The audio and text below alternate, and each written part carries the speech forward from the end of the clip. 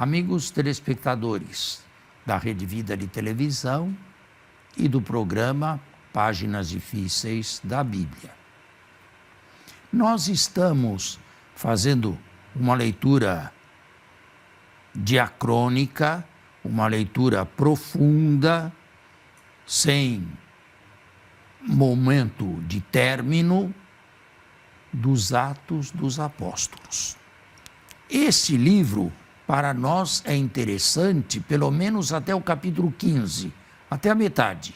Depois, ele se transforma em viagens de Paulo e não digo que perca o interesse, mas perde um pouco a sua teologia. Mas nós estamos longe ainda de chegarmos ao capítulo 15 ou 16.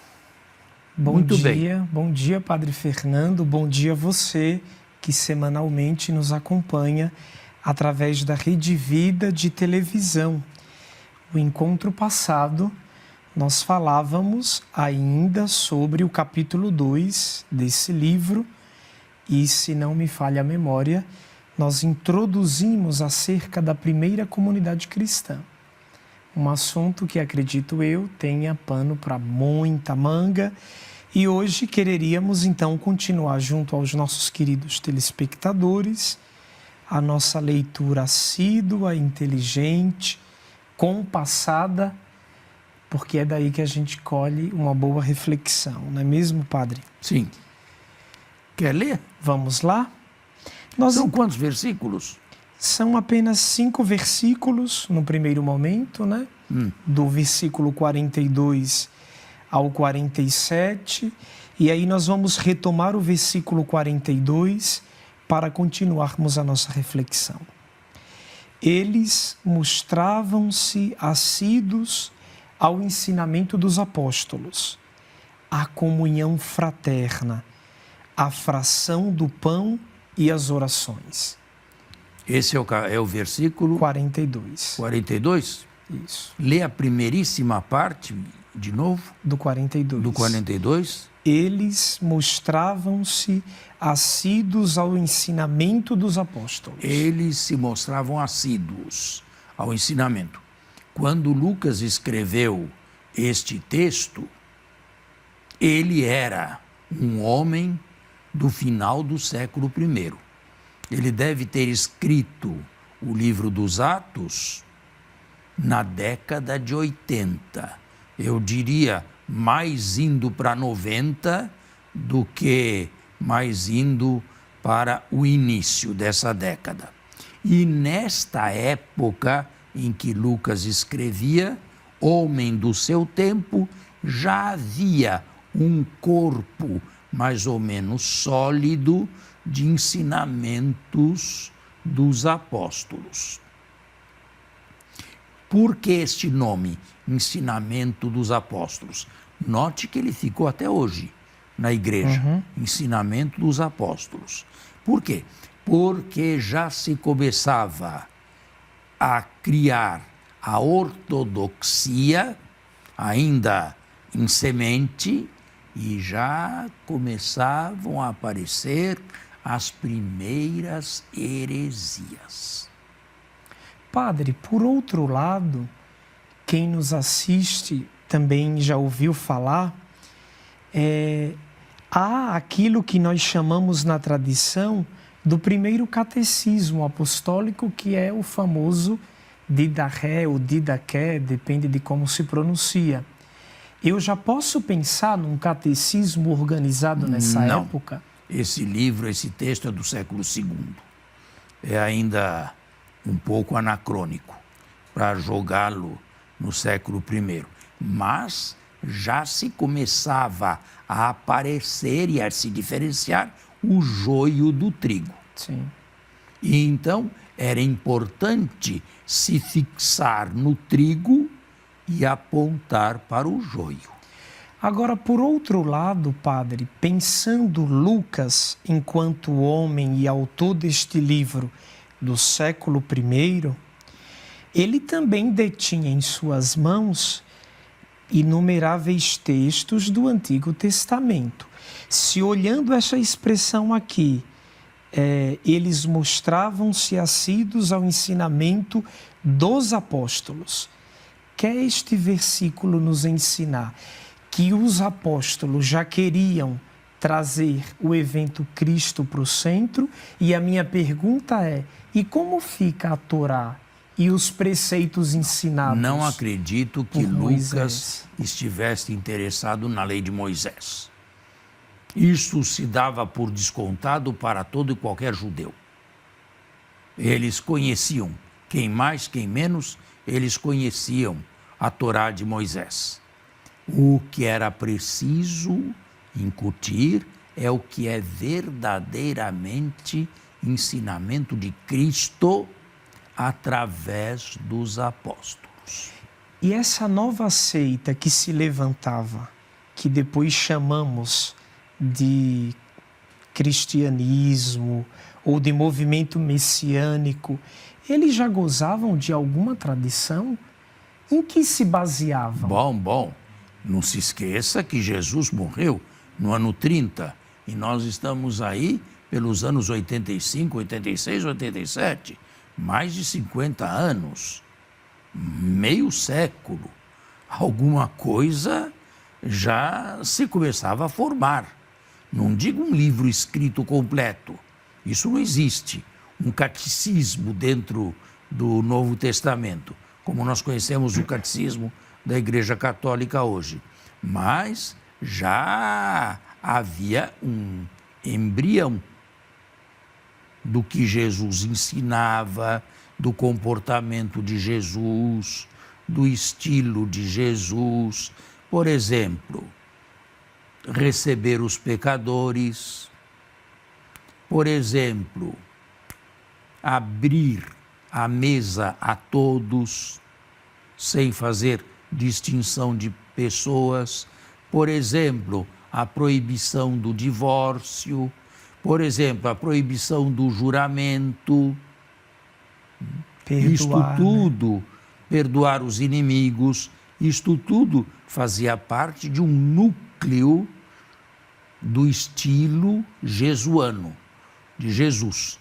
E isto se procura, a oração dominical, a oração do Senhor, isto se procurava incutir nesses aqui. Mas, sobretudo, nesta época em que foi escrito, tentando já separar o joio do trigo.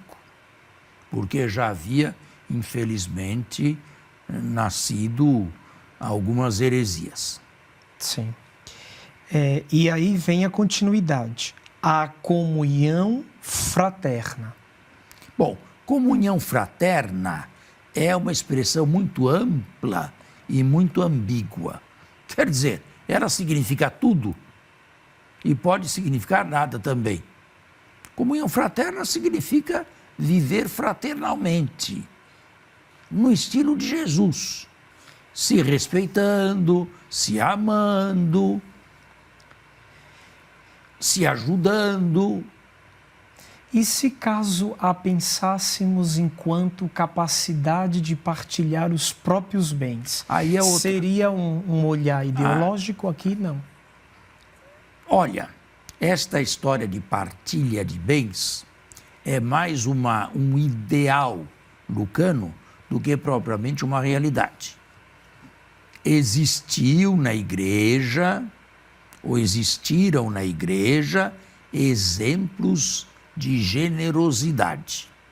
Por exemplo, Barnabé, que vende um campo, né, e entrega o dinheiro aos apóstolos. E assim como Barnabé, deve ter outros que fizeram a mesma coisa. Mas eu diria casos isolados e de modo nenhum obrigatórios. Quem queria, dava o que quisesse para uma espécie de mesa comum ou então prover as necessidades dos pobres. Porque a maioria desses aí, dessa comunidade, era feita de galileus, que vinham do norte lá, como Jesus, e era também uma comunidade pobre. Pobre no sentido material, inclusive material do termo. Né? Como é que eles viviam em Jerusalém? Aonde ficavam? Em casa de quem? Dormiam onde? Comiam onde? São perguntas que normalmente não se fazem, mas o exegeta tem a obrigação de fazer. Como é que essa gente vivia? Não se trata de uma semana, não se trata de 15 dias. Como viviam, onde eram hospedados, onde tinham os seus bens, não é? Perambulavam. Acredito que não. Eram acolhidos. E a isso tudo se dá um nome genérico de comunhão fraterna. Certo? Tá, okay. O que mais? A fração do pão. A fração do pão nós vamos ver daqui a pouquinho. Chegou o nosso intervalo está anunciado, já voltamos.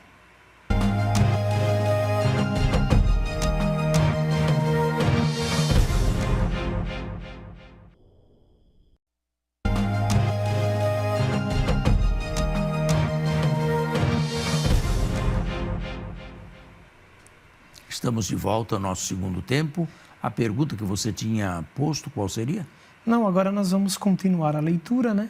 Porque eu iria complementando o versículo, o verseto, quando chamaram para o nosso intervalo. Então agora... A fração do pão. Fração do pão também é uma expressão, é um sintagma.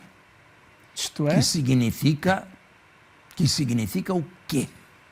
Bom, para o judaísmo se tinha o costume de uma ceia normal. O mais velho presidia o momento, o encontro era de convivência, uma bênção era evocada, mas que no cristianismo, geralmente em teologia, logo a relacionam com a Eucaristia. É por aí? Eu não faria esta ilação a partir desse texto do capítulo 2 dos Atos. Eu acredito que fosse um pouco cedo demais ainda. E temos que ter um cuidado para não retroprojetar a riquíssima teologia eucarística que temos para esse século I. Portanto, eu ficaria no genérico. Fração do pão significa, a meu ver, as refeições que se faziam. Jesus sempre comeu na casa de quem o convidava. Nunca recusou um convite. Não era João Batista. Esse costume de Jesus, esse estilo de Jesus, continuou a ser imitado. Foi numa dessas refeições, a última, que ele instituiu a própria Eucaristia. Mas eu não acredito que cada vez, as poucas vezes que aí se fala de fração do pão, signifique necessariamente a Eucaristia. E também com que consciência a celebravam, é difícil saber. Nem sequer, por exemplo, poderíamos relacionar esta expressão àquele famoso episódio do capítulo 24 do Evangelho de Lucas, a passagem dos discípulos de Emaús. Reconheceram Jesus ao partir o pão.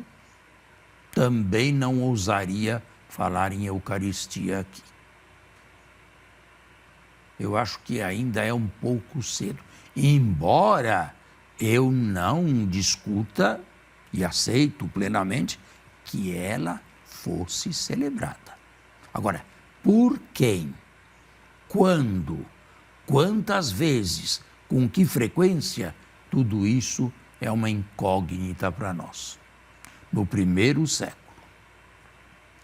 E para concluir, o nosso versículo e as orações. Agora, as orações... Aqui eu já quereria colocar uma questão introdutória quanto às orações. Lucas, sempre no seu sumário aqui desse livro, ele vai falar que os apóstolos subiam ao templo para a oração, sempre no singular. Mas nesse caso, ele pluraliza a expressão. A pergunta é, por que orações aqui? Porque certamente não era apenas uma oração. Ensinar a chamar a Deus de Pai, aquele apelativo afetivo que era comum na boca de Jesus, e Jesus insistia com os seus para que se dirigissem a Deus com o mesmo fonema, com a mesma palavra. Portanto, com a mesma intimidade. O Pai Nosso. Quem sabe a leitura de algum salmo já em clave, diríamos, cristã. Mas seria anacrônico quando pensamos nesse termo orações, ainda um resquício de judeus convertidos ao cristianismo rezando orações da tradição judaica? Mas olha, seria anacrônico? Olha, até o fim do século, o judaísmo e o cristianismo não se dividiam assim, ou não eram divididos nitidamente. Essa divisão nítida não se vê, por exemplo, no testemunho e na vida missionária de Paulo, mas nós a encontramos nos escritos de João. Mas esses escritos são do ano 100, mais ou menos, da nossa era. Ali sim, já existe um cristianismo e um judaísmo completamente separados. Mas para isso deveríamos esperar mais algum tempo. Durante muito tempo, no primeiro século, judeu e cristão não se distinguiam muito entre si. O judaísmo era uma seita a mais, o cristianismo era uma seita a mais, dentro de um judaísmo polimorfo. Os fariseus pensavam de uma maneira, e havia também divisão entre fariseus sobre como interpretar isto ou aquilo da Torá de Moisés. Os saduceus tinham a sua maneira de interpretar a Escritura, também não andavam de acordo com os fariseus. Havia os de Qumran, havia os judeus, a grande massa que não pertencia a elite nenhuma. Todos eles tinham o seu modo pessoal de enxergar o judaísmo. O judaísmo nunca teve uma autoridade suprema, nunca teve no passado e nunca tem hoje. Até hoje, nunca, como nós, que temos um papa. Uhum. Eles nunca tiveram um papa, uma autoridade suprema. O que eles tinham eram grupos, bem claro, alguma coisa em comum. A Torá, o templo, o único Deus. Os mandamentos. Os mandamentos. Vejo. Mas fora isso, as interpretações eram muito divergentes. Sim. E aí, para concluir esse primeiro versículo, mostrando ao telespectador como o nosso estudo ele é minucioso, quando pensamos orações, padre, nesse caso aqui, é um assentimento oficial, isto é algo sacramental, ou eu posso pensar naquela oração que depois aconselharia Jesus, entra no teu quarto, fecha a tua porta. Não, nenhuma coisa. Há uma diferença entre... Não.